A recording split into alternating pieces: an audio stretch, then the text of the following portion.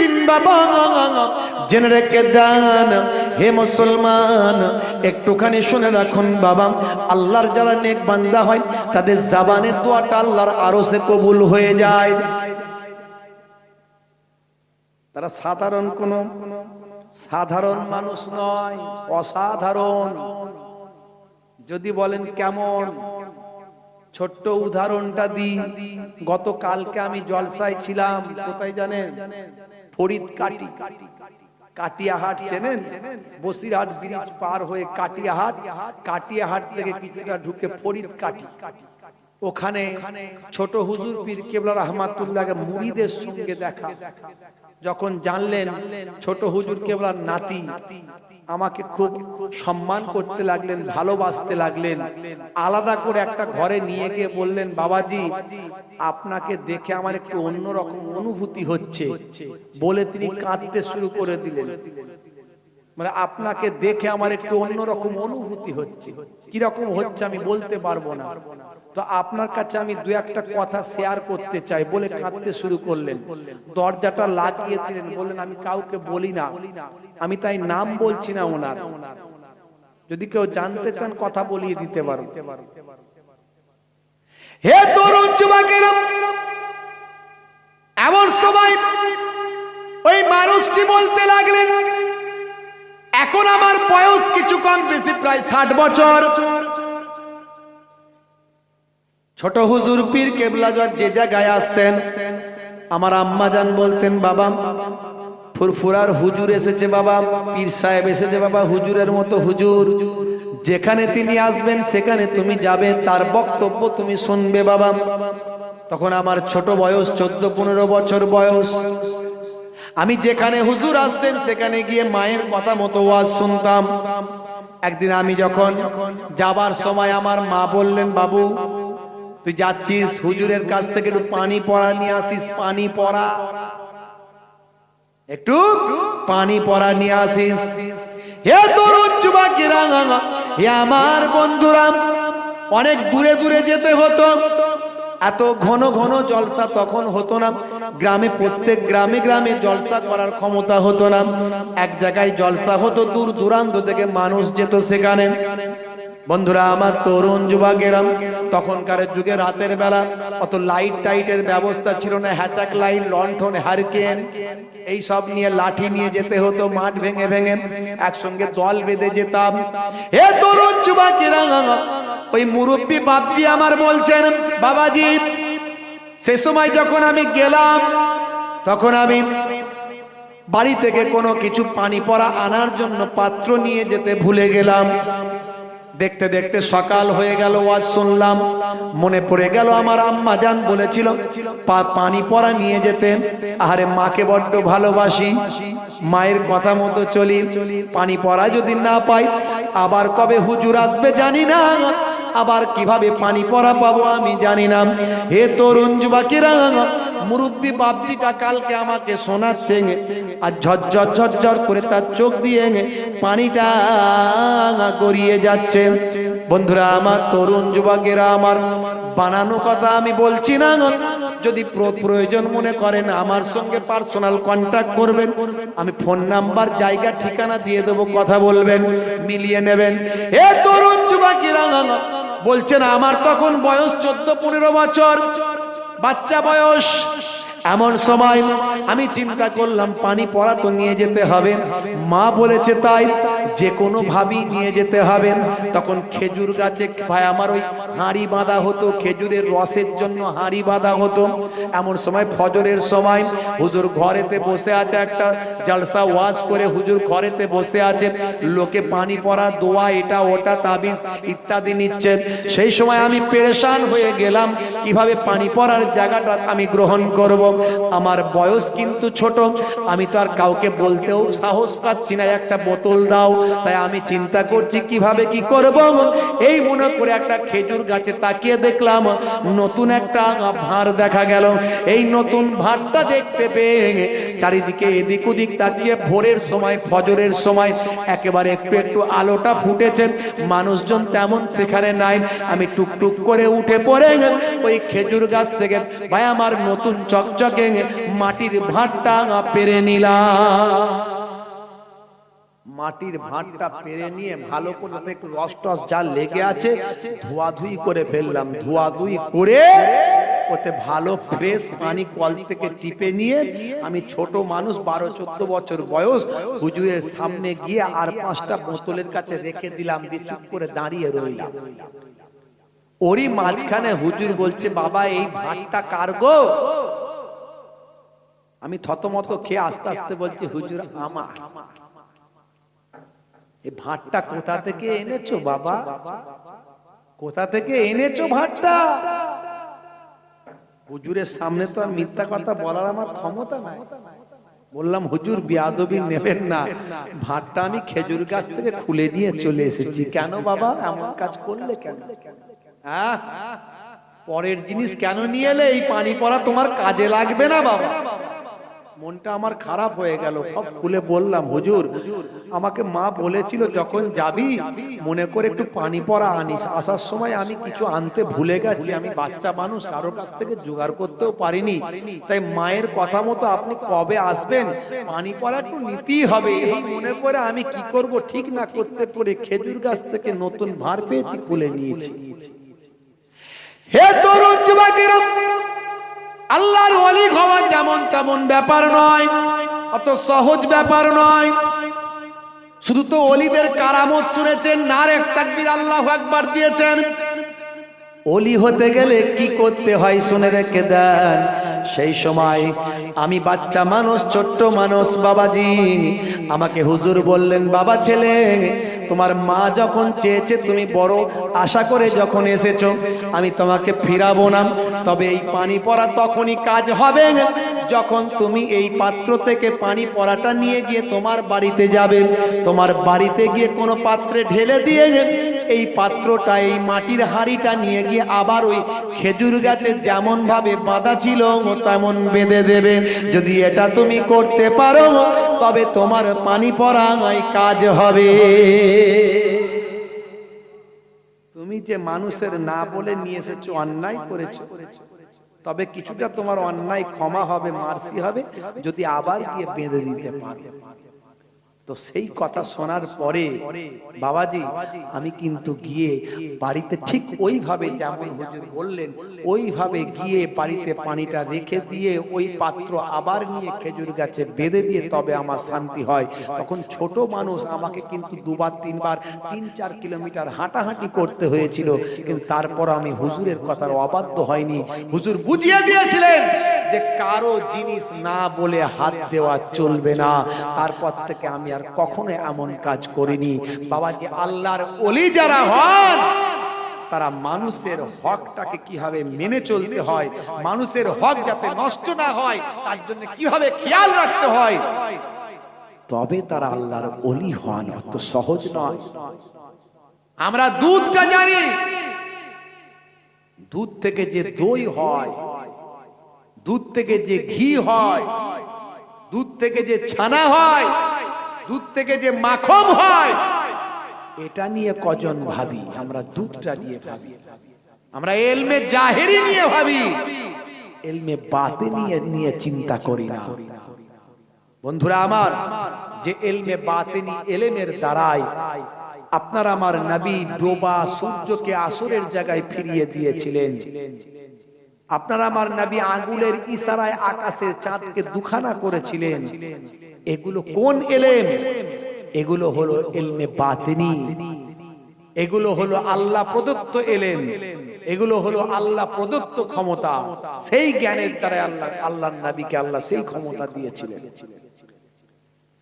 হে তরুণ যুবকেরা, যদি নবী প্রেমিক হন, রাসূলের সুন্নাত আপনার মধ্যে থাকে, আল্লাহর হুকুমের পায়রাবি ঠিক মতো করেন, রাসূলের গোলামিটা করেন, সুন্নাত যদি থাকে, প্রত্যেকটা রাসূলের সুন্নতকে যদি পুঙ্খানুপুঙ্খভাবে মেনে চলতে পারেন, যদি সত্যি সত্যি ওয়ারাসাতুল আম্বিয়া হতে পারেন, আপনার হুকুমেতেও, আপনার নির্দেশে, আপনার দোয়াতেও দোয়ায়ে মুস্তাজিব হয়ে যাবে। আপনার জাবানের দোয়াটা আমার আল্লাহ তৎক্ষণাৎ কবুল ও মঞ্জুর করে নেবে। যাদের ভিতরে সুন্নত পাওয়া যায় তারা কেউ পথহারা হয় না। রাসূলের পথে যারা চলে দুনিয়ায় বাতিলের বাধা তারা মানে না। নিশীথ রজনীতে সিজদাতে যায়, হুসাইনি তাদের নিয়ে ভাবনাতে রয়। বিপদের মাঝে তারা যতই পড়ুক রাসূলের তরিকা ছাড়ে না।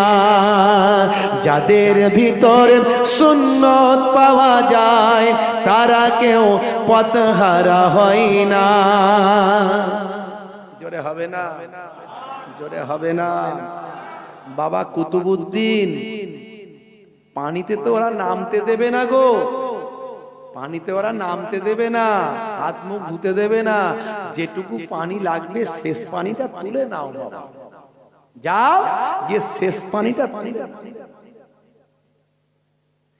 হে তরুণ যুবকেরা,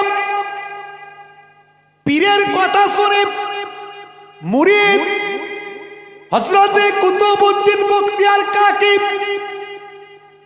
সেই সময় একটা বালতি নিয়ে গিয়ে আনাস সাগরে ডুবিয়ে দিলেন। দিয়ে আনাস সাগর থেকে যখন পানিটা তুলছেন, ওই পানিটা তোলার সঙ্গে সঙ্গে একটা বিশাল ঘূর্ণিঝড়ের মতো হলো। টোটাল আনাস সাগরের বিশাল একটা পুকুর, বিশাল একটা দিঘি, এই সমস্ত পানিটা তখন একটা বালতির মধ্যে চলে এলো। আনাস সাগর শুকিয়ে গেল, চারিদিকে হই হই পরিবেশ সৃষ্টি হয়ে গেল। হাজার হাজার মানুষ চিৎকার চেঁচামেচি আহাজারি শুরু করলো, কান্নাকাটি শুরু করলো। হায় হায় কি সর্বনাশ হলো, আমাদের আনাস সাগর শুকিয়ে গেল। আমরা যা জীবনে পাপ করতাম ওই সাগরে স্নান করলে আমাদের পাপ মুক্তি হতো, আমাদের পাপগুলো সব ধুয়ে যেত। এবারে আমাদের পাপ কেমন করে মুক্তি পাবে, এবারে আমাদের পাপগুলো কেমন করে ধোবে। আর এই ফকির সাহেব সাধারণ ফকির নয় রে বাবু, ওই পীর সাহেব সাধারণ পীর নয় রে বাবু। এ তো বিশাল বড় জাদুকর, না হলে দেবতা, না হলে ভগবান, না হলে বিরাট বড় পীর, না হলে বাবা যা কিছু হবে। আরে এ তো সাধারণ মানুষ নয়, সাধারণ পীর নয়। একটা বালতি করে আমাদের ওখানের পানি তুলেছে, সারা আনাস সাগরটাকে শুকিয়ে দিয়েছে। রাজা পৃথ্বীরাজের কাছে খবর গেল, পৃথ্বীরাজ মহাশয় সর্বনাশ হয়ে গেছে। কি হয়েছে? ওই যে ফকির সাহেবকে সেদিনে বকাবকি করলেন, আনাস সাগরে আর নামতে বারণ করলেন, সে বালতি দিয়ে পানি তুলেছে আর আনাস সাগর শুকিয়ে গেছে। এখন আমরা কি করব বলুন? হে তরুণ যুবকেরা, মহারাজ বলল ওই পীর সাহেবকে, ওই ফকির সাহেবকে আমার কাছে ডাকো। তার কাছে আমরা অনুনয় বিনয় করব, তার কাছে আমরা আহাজারি করব। সে যদি আমাদের কথা শোনে তাহলে ভালো, আমাদের পানি যদি আমাদের ফিরিয়ে দেয় তাহলে ভালো, আনাস সাগর যদি আবার পানিতে পরিপূর্ণ হয়ে যায় তাহলে ভালো। আর যদি সে আমাদের কথা না শোনে তাহলে আমরা টোটাল হাজার হাজার মানুষ তার কদমটা পাটা জড়িয়ে ধরব। এই রকম মহাপুরুষকে আমরা ছাড়বো না যতক্ষণ না আমাদের আনাস সাগরটা পানিতে পরিপূর্ণ হয়ে যায়। হে তরুণ যুবকেরা, হে আমার বন্ধুরা, শুনে রেখে দিন বাবা, জেনে রেখে দেন। এই ঘটনা দেখার সঙ্গে সঙ্গে একটা বালতিতে আনাস সাগরের পানিটা উঠে আসার সঙ্গে সঙ্গে একই সময়ে এট এ টাইম 32,000 মানুষ খাজা গরিব নওয়াজের হাতে হাত দিয়ে ইমানের কালেমা পড়ে খাজা মাইনুদ্দিন চিশতির মুরিদ হয়েছিল। এ তরুণ যুবক যুবকেরা, হে আমার বন্ধুরা, হযরতে খাজা গরিব নওয়াজকে তখন বাদশার কাছে আবার নিয়ে যাওয়া হলো। বাদশা এবার মেজাজ কমিয়ে দিয়েছেন, ঠান্ডা হয়ে গেছেন, সম্মান প্রদর্শন করছেন। এবার বুঝে গেছে সর্বনাশ। খাজা গরিব নওয়াজকে বলছেন, বাবা বাবা ফকির সাহেব, আপনি আনা সাগরের পানি শুকিয়ে দিয়েছেন। আল্লাহর ওলি বান্দা বললেন, না না না না, শুকানোর মালিক আমি নই, আমি কেবল তার নির্দেশটা পালন করেছি, তার কাছে প্রার্থনা করেছি, যা করার সবটাই আমার মহান আল্লাহ তিনি করেছেন। আপনারা যে এই পুতুলকে তৈরি করেছেন আর এই পুতুলকে স্রষ্টা বলে মানছেন, খোদা বলে মানছেন, অথচ আপনাদের কোনো কথা কাজ হচ্ছে না। আর আমি যে মহান স্রষ্টার নির্দেশ মানি, আমি মহান স্রষ্টার নির্দেশকে মেনে চলি, সেই মহান স্রষ্টার কাছে যেটা প্রার্থনা করি, মহান স্রষ্টার নির্দেশ মানার কারণে আমার প্রার্থনা তার কাছে গ্রহণ হয়ে যায়। হে তরুণ যুবকেরা, হে আমার বন্ধুরা, শুনে রেখে দিন বাবা, জেনে রেখে দেন। সেই সময় মহারাজ বলল, বাবাজি আপনি আমাদের পানিটা ফিরিয়ে দেন, নাহলে আমরা বিপদগ্রস্ত হয়ে যাব, আমরা অসহায় হয়ে যাব। হাজার হাজার মানুষ এখানে স্নান করতে আসেন, তারা নিজেদের পুণ্যি করতে আসেন, তারা নিজেদের পবিত্র করতে আসেন, তাহলে কেমন করে এখানে আর পবিত্র করতে আসতে পারবেন? তারা যা পাপ করে, অন্যায় করে, এই পুকুরে স্নান করলে তাদের পাপটা ক্ষয় হয়ে যায়, সমস্ত পাপগুলো ধুয়ে চলে যায়। আর পুকুরের জল যদি না থাকে, পানি যদি না থাকে, তাহলে পাপটা কেমন করে ধুয়ে যাবে? বাবাজি আপনি পানির ব্যবস্থা করে দেন, আপনি আবার কানায় কানায় জলে পরিপূর্ণ করে দেন। হে তরুণ যুবকেরা, হে আমার বন্ধুরা, শুনে রেখে দিন বাবা, জেনে রেখে দেন। এমন সময় দেখতে পাওয়া যায় আল্লাহর মাহবুব বান্দা, তার কথাবার্তা খানা শুনে, তার নরম চেহারা, নরম ভাবভঙ্গিমা দেখেন, হে জওয়ান যুবকেরা, সেই সময় আবার কুতুবউদ্দিন বখতিয়ার কাকিকে বললেন, বাবা কুতুবউদ্দিন, ও বাবা কুতুবউদ্দিন, যে বালতিতে পানিটা তুলেছিলেন, সেই বালতিটা নিয়ে গিয়ে আবার আনা সাগরে গিয়ে আবার পানিটা ঢেলে দাও। দেওয়ার সঙ্গে সঙ্গে আনা সাগরটা আবার কানায় কানায় পরিপূর্ণ হয়ে গেল। জোরে হবে না? জোরে হবে না? সেই জামানার তাদের বড় বড় পণ্ডিতরা বাদশাকে বলল, রাজাকে বলল, রাজামশাই সর্বনাশ, সব তো আমাদের দেশের মানুষরা সব তার ভক্ত হয়ে যাচ্ছে, কিছু একটা করুন, আমাদের লোকগুলোকে ঠিক রাখুন। রাজামশাই আপনি রাজা বলে কথা, তার বিরুদ্ধে কিছু করতে পারছি না, সে বালতি করে পানি তুললে আনা সাগর শুকিয়ে যাচ্ছে, এখন আপনি তার সঙ্গে লড়াই যদি করতে যান, সৈন্য পাঠান, সে সৈন্য সব ভ্যানিশ করে দেবে। এখন কিছু একটা তো করুন, ভাবতে হবে। রাজামশাই বলল, তাহলে ওর জাদুকে জাদু দিয়ে লড়াই করতে হবে, এখানে আমাদের লড়াই কোনো কাজে লাগবে না। পরামর্শ সভা করে পরামর্শ করে সিদ্ধান্ত নিল, সেই জামানার সবচেয়ে বড় জাদুকর, কেউ কেউ বলছেন জয়পাল, কেউ কেউ বলছেন রামপাল, তাকে বলল, বাবু এই লড়াই তোমাকে করতে হবে, তোমার লড়াই, তোমার এত নাম, এত সুখ্যাতি, খাজা বাবাকে ডাউন তুমি করতে পারবে, তোমার জাদু দিয়ে তাকে ধ্বংস করো, আমরা তার সঙ্গে লেগে পারবো না। সেই সময় ওই জাদুকর বলল, রাজামশাই চিন্তা করবেন না, আমাকে কয়েকটা দিন সময় দিন, কত বড় পীর সাহেব, কত বড় ফকির সাহেব এসছে, তাকে আমি ফিনিশ করে দেবো, অসুবিধা নাই। বন্ধুরা আমার, খুবই সংক্ষেপে ছোট করে এখনই মোনাজাত করব, ছোট্ট করে বলে, বন্ধুরা আমার, এমন সময় ওই জাদুকর খাজা গরিব নওয়াজের কাছে গিয়ে হাজির হলো, হয়ে বলল, হে মাইনুদ্দিন, তুমি অনেক বড় বড় জাদু দেখাচ্ছ, তোমার থেকে বড় জাদুকর আমি। তখন খাজা গরিব নওয়াজ বললেন, মুচকি হাসলেন, হেসে ওই জাদুকরের চেহারার দিকে, চোখের দিকে এক ঝলক তাকিয়ে বললেন, বাবা আমার কোনো ক্ষমতা নাই, যা ক্ষমতা তো তার, খালি আমি যে দোয়াটা করি তিনি সেটা গ্রহণ করে নেন। এ কথা শুনে জাদুকরের হৃদয়ে কম্পন তৈরি হলো, থরথর করে কাঁপতে কাঁপতে বলল, বুঝে গেছি বুঝে গেছি বুঝে গেছি বুঝে গেছি বুঝে গেছি, পড়িয়ে দাও বাবা পড়িয়ে দাও, তুমি তোমার কালেমা পড়িয়ে দাও। তখন এই বিখ্যাত জাদুকর, যার নাম সারা এলাকায়, সেই জাদুকর ডাউন করতে এসে খাজা গরিব নওয়াজকে ধ্বংস করতে এসে নিজেই ইমানের কালেমা পড়ে ইমান কবুল করে খাজা গরিব নওয়াজের মুরিদ হয়ে গেল। জোরে হবে না? অল্প কিছুদিন সেখানে আল্লাহর মাহবুব বান্দা থাকতে থাকতে 90 লাখ মানুষ ঈমান কবুল করেছিল। খাজা গরিব নওয়াজের অবদান ইতিহাস থেকে মুছে দেওয়া যাবে না। আল্লাহর ওলিরা শিরক পছন্দ করে না।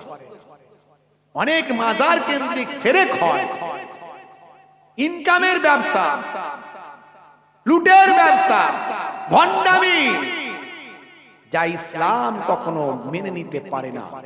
শিরককারী হলো জাহান্নামী। মান ইউশরিক বিল্লাহি ফাকাদ হারামাল্লাহু আলাইহিল জান্নাহ। শিরককারীর জন্য জান্নাত চিরতরে হারাম হয়ে যায় যদি বিনা তওবায় মারা যায়। আল্লাহর ওলিরা কখনো পছন্দ করেন না যে তাদেরকে সামনে রেখে শিরক থেকে মানুষকে বাঁচতে হবে। কিন্তু কিছু মানুষ ব্যবসা করার জন্য ভাই আমার নিজেদের শক্তি সামর্থ্যকে বাড়িয়ে সেই জায়গাগুলোকে শিরকের আখড়া তৈরি করে ফেলে। ভাই আমার, এখন এই শিরক থেকে আমাদের রক্ষা পেতে হবে আর আল্লাহর ওলিদের পথে চলতে হবে। তারা যে পথে চলে আল্লাহ এবং রাসূলের খাস, আল্লাহর খাস বান্দা রাসূলের খাস উম্মত হয়েছেন, সেই পথটাই একমাত্র নাজাতের পথ। অনেক রকম ফিতনা ফাসাদ দল মত বেরিয়েছে বাবাজি, মনে রাখবেন ওলিদের পথে চলুন, আল্লাহর নেক বান্দাদের পথে চলুন, তাহলে আল্লাহ এবং রাসূলের মহব্বত আপনার হৃদয়ে অন্যভাবে অনুভূতি হবে। সেই মহব্বত, সেই ভালোবাসায় আল্লাহ এবং রাসূলের নৈকট্য হাসিল হয়ে যাবে। রাসূল যেগুলো শিখিয়েছে সবের মধ্যে বিজ্ঞান বাস্তবতা। আমি আগেই বলেছি, প্রোডাক্ট তৈরি করেছেন যিনি, পুস্তক দিয়েছেন তিনি, আর নবী আল্লাহর কথাই বলেছেন, যা বলেছেন আল্লাহর কথা। তাই সব কিছুর মধ্যে বিজ্ঞান বাস্তবতা পাওয়া যায়। বাপজি আমার, আজ থেকে 5 ওয়াক্ত নামাজ ছেড়ে দেবেন না, রাসূলের সুন্নতটা ছেড়ে দেবেন না, রাসূলের সুন্নত ভুলে যাবেন না। আপনার হয়তো একটু কষ্ট হবে, যারা আল্লাহওয়ালা মানুষ হয়ে যায়, যারা দিনের পথে থাকে, তাদেরকে অনেক কষ্টের সম্মুখীন হতে হয়, কিন্তু সেই কষ্টটা তাদের জন্য পরীক্ষা, তাদের মকামকে বুলন্দ করে দেয়। যদি তারা হকের উপর থাকে, যদি তারা দিনের পথে থাকে, শরিয়তের পথে থাকে, তাদের মকামকে আল্লাহ বুলন্দ করে দেয়। ইমামে আজম আবু হানিফা রাহমাতুল্লাহ আলাইহি তিনি ইসলামের হয়ে কথা বলেছেন, বাদশার বিরুদ্ধে ফতোয়া দিয়েছেন, বাদশা জেলখানায় ভরে দিয়েছে। ইমামে আজম আবু হানিফাকে অনেক কষ্ট দিয়েছে। স্বাধীনতার যুদ্ধে ভারত স্বাধীন হওয়ার সময় এই ভারতবর্ষের বড় বড় আলেমরা ইংরেজ সরকারের বিরুদ্ধে ফতোয়া দিয়েছে। ভাই আমার, তরুণ যুবকেরা আমার, মুরব্বিয়ানেরা আমার, মাওলানা জাফর থানেশ্বরীকে আন্দামান দ্বীপপুঞ্জে কারাবন্দী করে কঠোর শাস্তি দেওয়া হয়েছিল। ফজলে হক, মাওলানা ফজলে হক ভাই আমার, তিনি এত বড় আলেম ছিলেন, বিখ্যাত আলেম মাওলানা ফজলে হক রাহমাতুল্লাহ আলাইহিকে তৎকালীন যুগে ইংরেজ সরকার জেলখানার ভিতরে কয়েদিদের পায়খানা পরিষ্কার করার দায়িত্ব দিয়েছিল এবং তাকে ভাই আমার সুন্নতি পোশাক পরতে দেওয়া হয়নি, হাফ প্যান্ট পরিয়ে জেলখানায় রাখা হয়েছিল। এত অত্যাচার করার পরেও যখন জেলার সাহেব বড়লাট জানতে পারলেন যিনি এই জামানার বিখ্যাত পণ্ডিত, আরবি ফার্সিতে বিশাল পাণ্ডিত্যের অধিকারী, তখন জেলখানার জেলার তার একটা বইকে, ফার্সি বইকে তার রেফারেন্স সহ ভাই আমার তার ভাষায় ট্রান্সলেট করার জন্য মাওলানা ফজলে হক রাহমাতুল্লাহ আলাইহির কাছে পাঠালেন। তিনি জেলখানা থেকে ওই রকম পরিস্থিতিতে মানসিক ভারসাম্য তখন নষ্ট হওয়ার মতো অবস্থা, তারপরেও তিনি এমন কোটেশন আর রেফারেন্স গুলো তুলে ধরে ট্রান্সলেট করেছিলেন, বুঝিয়ে দিয়েছিলেন। জেলখানার জেলার ভাই আমার বড় লাট সেই সময় জেলখানার বুকে চলে গেলেন মোলাকাত করার জন্য, দেখা করার জন্য। সেই সময় গিয়ে দেখেন মাওলানা ফজলে হক ভাই আমার তিনি একেবারে ওই জেলখানার টয়লেট গুলো পরিষ্কার করে হাতে ঝাঁটার বালতি নিয়ে বেরিয়ে আসছেন। সেই সময় বড় লাট বললেন, আপনি ঝাঁটা আর বালতিটা রাখুন। তার শরীরে নোংরা লেগে আছে, অপরিষ্কার শরীর, ভাই আমার উস্কো খুস্কো চেহারা, যেন মনে হচ্ছে একটা উন্মাদ টাইপের দেখে মনে হয়। এই রকম তার জীবন, যার জিন্দগির আচরণ তৈরি হয়েছে। কিন্তু তার এলেম, তার জ্ঞান, তার মেধাকে প্রাধান্য দিয়ে বড় লাটের মতো বিশেষ ব্যক্তিত্বকে ভাই আমার মাওলানা ফজলে হক রাহমাতুল্লাহ আলাইহিকে বুকে বুকে জড়িয়ে ধরতে বাধ্য হয়েছিলেন সেই সময়। বন্ধুরা আমার, আল্লাহর আলেম বান্দারা যারা হকের উপর ছিলেন, তারা কখনো ভাই আমার হক থেকে সরে আসেননি। তাদেরকে জেলে যেতে হয়েছে, তাদেরকে শাস্তি পেতে হয়েছে। মাওলানা ফজলে হক রাহমাতুল্লাহ আলাইহিকে বড়লাট বলেছিলেন, আপনাকে বের করার ক্ষমতা আমার নাই, ইংল্যান্ড থেকে যদি পারমিশন আসে তো ইংল্যান্ড থেকে আমি পারমিশন নেওয়ার চেষ্টা করব। ইংল্যান্ড থেকে পারমিশন নিয়েছিলেন, কিন্তু তারপরেও মাওলানা ফজলে হক রাহমাতুল্লাহ আলাইহি বলেছিলেন, আপনি ইংরেজ হয়েও আমাকে বের করার চেষ্টা করছেন, আপনাকে ধন্যবাদ, কিন্তু আমি বেরিয়ে যেতে চাইনি, কারণ আমি আমার কথার উপর অটুট আছি। ইংরেজদের সহযোগিতা করা হারাম, কারণ তারা অত্যাচারী, তারা জালেম, তারা নিরীহ মানুষের অত্যাচার করছে। তাই আমি আজও আপনাদের বিরুদ্ধে কথা বলবো। এরপরেও ইংরেজ সরকার তাকে মুক্তি দিয়েছিল, কিন্তু তিনি তাদের মুক্তি নিতে চাননি। তাই তিনি জেলখানা থেকে বেরোনোর আগে জেলখানাতেই ইন্তেকাল করেছিলেন। বন্ধুরা আমার, যারা দিনের পথে থাকে তাদের অনেক কষ্ট পেতে হয়। বাংলাদেশে দেখছেন না, বড় বড় আলেম গুলোকে জেলখানায় ঢোকানো হয়েছে, জেলখানায় ঢোকানো হয়েছে।